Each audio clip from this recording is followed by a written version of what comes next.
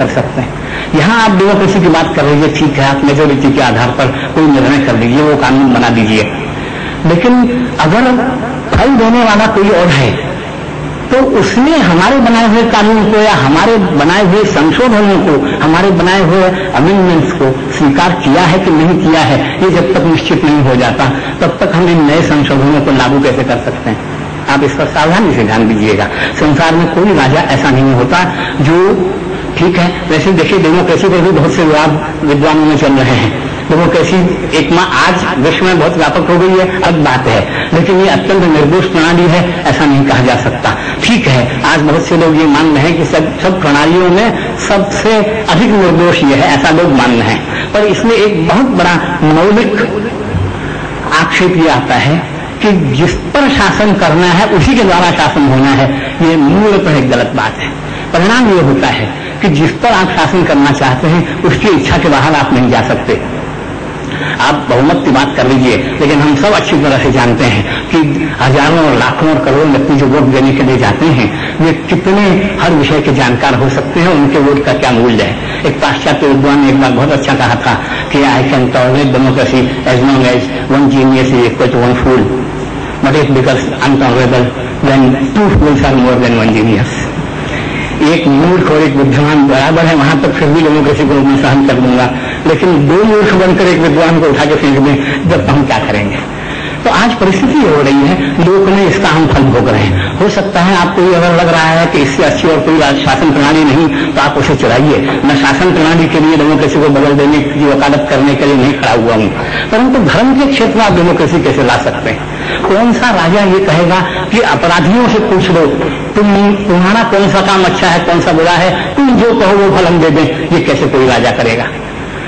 इसलिए हर राजा का अपना एक कानून होता है और उस कानून को पालन कराना वो चाहता है।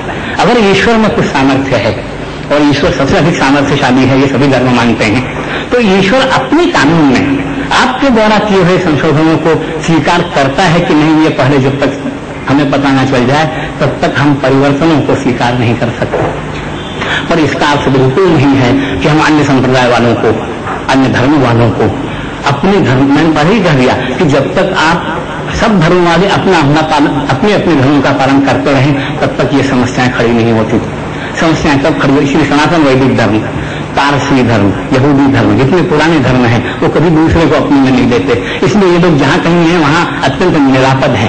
किसी पारसियों से किसी समाज को आज तक कोई खतरा नहीं हुआ, सनातनियों से किसी समाज को आज तक कोई खतरा नहीं हुआ। अब परिस्थिति यह है कि जब दूसरों को अपने में देने की बात आएगी तो जबरदस्ती चलेगी। मैं अपने प्रश्न पर आ जाता हूं क्योंकि शायद 3-4 मिनट मेरे पास और शेष हैं। मैं ये कहना चाहता हूं कि हमारे सनातन वैदिक धर्म का इतिहास आप देख लीजिए, उसमें कभी भी अन्य संप्रदाय वालों को या उस संप्रदाय के अंदर वालों को वाणी स्वातंत्र या विचार स्वातंत्र में बाधा नहीं डाली गई है। वैसे हमारे इतिहास में दैवी और आसुरी दोनों प्रकार की सृष्टियों का वर्णन है, गीता स्वयं बतलाती है, अन्यत्र भी है। जहां तक दैवी सृष्टि का प्रश्न है, ये बाधा कभी नहीं आई। राम और रावण का संग्राम, आप रामायण का उदाहरण देख लीजिए। भगवान राम के सामने जब कभी ये प्रश्न आए कि अब क्या किया जाए, अगर धर्मशास्त्र उसका उत्तर देता है तो और किसी की सलाह की आवश्यकता नहीं होती, पर धर्मशास्त्र अगर उसका उत्तर नहीं देता और हमें विचार करना है, अथवा धर्मशास्त्र का यहाँ क्या उत्तर है इसका हमें विचार करना है, वहां भगवान राम के यहाँ कभी भी मतभेदों को दबाया नहीं गया। मैं इसके 2 उदाहरण देता हूँ। पहला उदाहरण है जिस समय महाराज दशरथ ने भगवान राम को वनवास का आदेश दिया, लक्ष्मण जी इसके बड़े विरुद्ध थे। उन्होंने भगवान राम से स्पष्ट शब्दों में कहा कि महाराज दशरथ इस समय अपनी पत्नी के वश में आए हुए हैं, वे सोच विचार करके निर्णय नहीं कर रहे हैं, उनका निर्णय धर्म सम्मत नहीं है, इसलिए आप इसे स्वीकार मत कीजिए।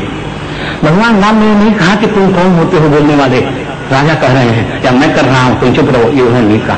अध्याय के अध्याय वाल्मीकि रामायण में है, जहां उन्होंने लक्ष्मण जी को तर्कों से, युक्तियों से और शास्त्र के प्रमाणों से ये समझाया है कि नहीं, महाराज दशरथ भले ही पत्नी के प्रेम के वशीभूत होकर ये कर रहे हो, पर अन्याय नहीं है, अत्याचार नहीं है, धर्म के विरुद्ध नहीं है, इसलिए हमें उसका पालन करना चाहिए। अगर वहां ये होता कि अभिव्यक्ति के स्वातंत्र को दबा दिया गया होता तो भगवान राम को इतने तर्क देने की कोई आवश्यकता नहीं है।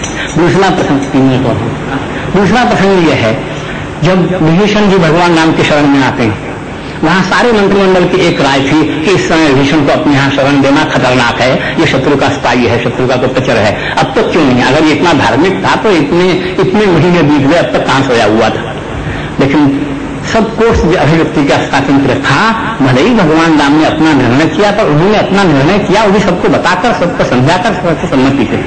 दूसरा प्रसंग मैं महाभारत का लूंगा। महाभारत में भी युधिष्ठिर के यहाँ पूरा अभिव्यक्ति का स्वातंत्र था। दुर्योधन के यहाँ द्रौपदी के चीरहरण के समय जब अकेला विकर्ण एक व्यक्ति 100 पुत्र थे धृतराष्ट्र के, उसमें से एक व्यक्ति कम से कम धर्म की बात कहने के लिए खड़ा हो गया विदुर के बाद, उस समय कर्ण ने उसे दबा दिया और लोगों ने दबा दिया। तो आसुरी संपदा का जहां साम्राज्य रहता है वहां किसी को स्वतंत्रता नहीं रहती, और दैवी संपदा का जहां प्राबल्य रहता है वहां सबको अभिव्यक्ति का स्वातंत्र है। अंतिम बात मैं कहूंगा कि यदि सनातन वैदिक धर्म में अभिव्यक्ति का स्वातंत्र न होता तो इस विश्व में वैदिक धर्म के विरुद्ध या उनसे भिन्न और बहुत से धर्म कभी पैदा न हो पाते। जैन और बौद्ध दोनों धर्म वेदों की घोर निंदा करते हैं। जिन वेदों को हम अनादि और अपौरुषेय मानते हैं, उन वेदों के लिए उन्होंने गाली का प्रयोग किया है। त्रयो वेद से कर्ता रो धूर्त भंड निशाचरा, वेद के रचयिता धूर्त है, भाण है और राक्षस है। उनको भी हमने कभी शारीरिक दंड नहीं दिया। मेरे पूर्व वक्ता ने बताया कि गैलीलियो को जेल में डाल दिया गया। आप पश्चिम की बात करते रहिए, भारतवर्ष में आप एक दो उदाहरण ऐसा दीजिए जहां किसी वैज्ञानिक को, किसी विचारक को, क्योंकि उसके विचार राज्य के या सरकार के विरुद्ध है इसलिए उसको कभी जेल में डाला गया हो या सताया गया हो। शारीरिक जिन लोगों ने वेदों को गालियां दी, जिन्होंने भगवान राम को गालियां दी, जिन्होंने भगवान को राम को गाली देने वाले, राम पर झूठा आक्षेप करने वाले एक व्यक्ति के आधार पर उसको जेल में नहीं डाल दिया गया। प्रिवेंटिव डिटेंशन एक्ट में स्वयं भगवान राम ने अपनी प्राण पूजा पत्नी का परित्याग कर दिया था। आप उदाहरण हमारा इतिहास पूरा देख लीजिए। हमारे देश में वैचारिक मतभेद के आधार पर हमारे यहाँ किसी कन्फ्यूशियस को जहर नहीं दिया गया, किसी गैलीलियो को जेल नहीं दिया गया। वैचारिक विरोध के आधार पर अगर शारीरिक दंड देने का कोई इतिहास में हमारे यहाँ उल्लेख मिलता है तो पहला इतिहास गांधी हत्या का है, और उसकी जिम्मेदारी पाश्चात्य शिक्षा की है, हमारी संस्कृति की नहीं। इस पर बहुत कुछ कहना मुझे शेष है, पर मैं समझता हूँ आगे के डिस्कशन में मैं कहूंगा। मैं समझता हूँ 1 मिनट शायद और है मेरे पास, तो मैं इतना ही कह लूंगा कि हमें पाश्चात्यों ने, अंग्रेजों ने इतने गलत इतिहास पढ़ाए हैं कि जिसके कारण आज हमारा नवयुवक उस इतिहास को पढ़ करके पथभ्रष्ट हो रहा है। आर्य भारत में बाहर से आए, आर्य और द्रविड़ ये 2 अलग जातियां थीं। आर्य कोई जाति थी, यही मूलतः गलत है। आर्य भारत में बाहर से आए, यही गलत है। इस पर मैं अभी किसी में कह नहीं सकता, पर इतनी गलत बातें पढ़ने का परिणाम आज ये रहा कि भारत में उत्तर और दक्षिण का संघर्ष हो रहा है। नहीं तो भारत में उत्तर दक्षिण में आर्य द्रविड़ का संघर्ष भी कभी नहीं था। और जैन और बौद्ध दोनों धर्म इस देश में हजारों वर्षों से पनपते चले आए, हमने कभी अभिव्यक्ति को रोका नहीं। उसके बाद में मुसलमान या ईसाई हमारे देश में आए, जब तक उन्होंने हिंदुओं पर अत्याचार नहीं किए तब तक हमने उनका कभी प्रतिरोध नहीं किया। मैं समझता हूं इन पर बहुत से प्रश्न होते हैं और मैं चाहता हूं कि प्रश्न हों, वे हम लोग आगे से विचार में रख लेंगे। Thank you, Dr. Vyas, for the very interesting exposition. I now request Dr. Zakir Naik to take the mic.